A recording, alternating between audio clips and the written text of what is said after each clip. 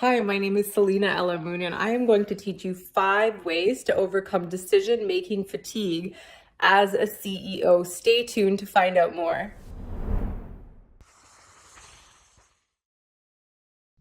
Number 1, create a system for yourself that works for you every single day. There are so many decisions we have to make about our wardrobe, our meals, when we're spending time with our family every day.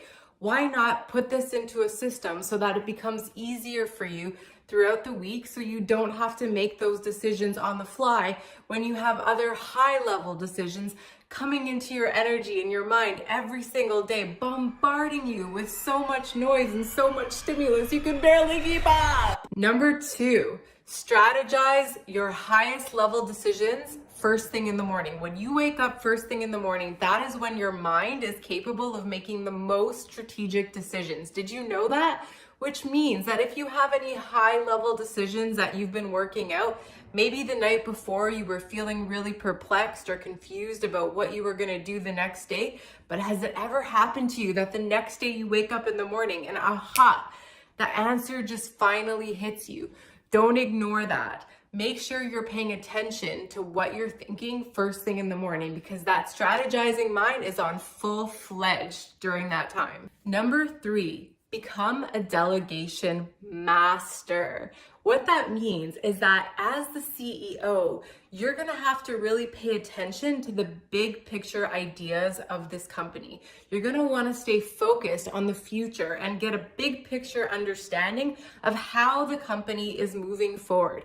Pay attention to the long-term goals and pay attention to the rhyme and the rhythm and the pulse of how things are playing out in the company so you can continue to make high-level decisions that will support the growth and the projection of this company. Now, if you are waking up every single day and you feel that you are faced with 1,000 decisions, you need to sift and sort through those decisions to see which ones are bigger level decisions and bigger picture decisions and which ones are less important.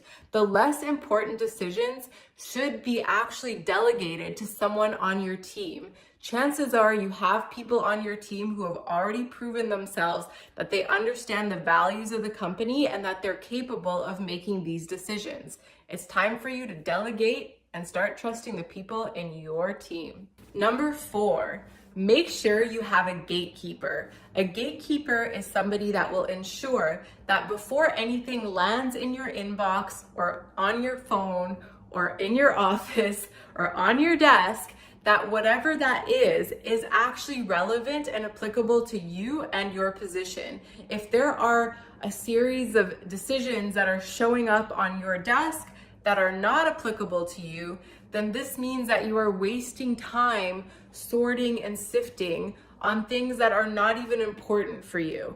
What it is to have a gatekeeper is have someone do that sorting and sifting for you so that you no longer have to spend time figuring out, I should do this, I shouldn't do that, I should do this, I shouldn't do that. Instead, what you're doing is you're saying an automatically no to everything in a category that does not reflect your highest capability in the company. What this is going to do, it's going to free up mental space, and it's also going to help you to stay focused on what it is that you are doing within the space of the company. Number 5, you're going to create a solid decision-making process. And what that looks like is something that is based on your core values.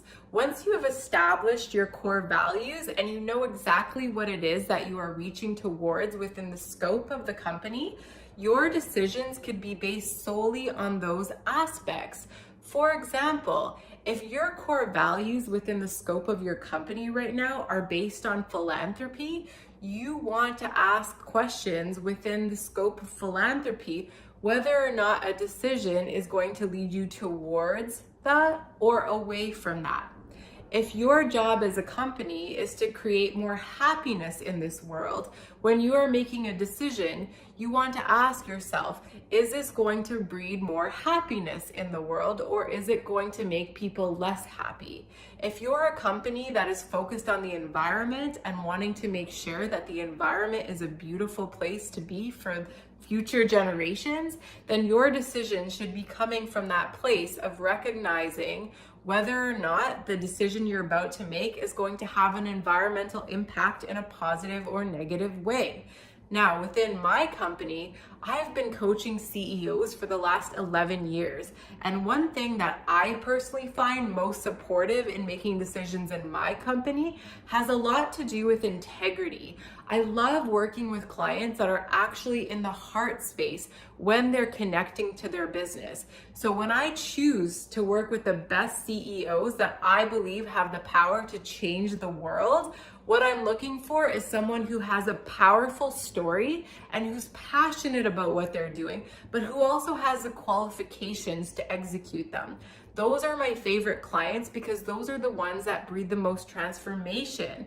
And so for me, when I'm making decisions about where I'm going to show up and who I'm going to put myself in front of, I'm always looking for the right people. And that helps me say yes or say no when I'm presented with opportunities.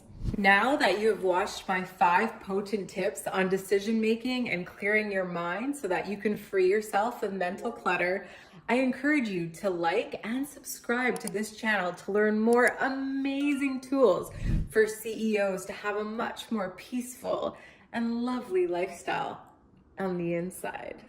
Hey, thank you for watching. I hope you enjoyed the video. If you're interested in more transformational content for CEOs, be sure to click on the link in the description box below. You will get access to all of my free live upcoming webinars where I help support you at a deeper level.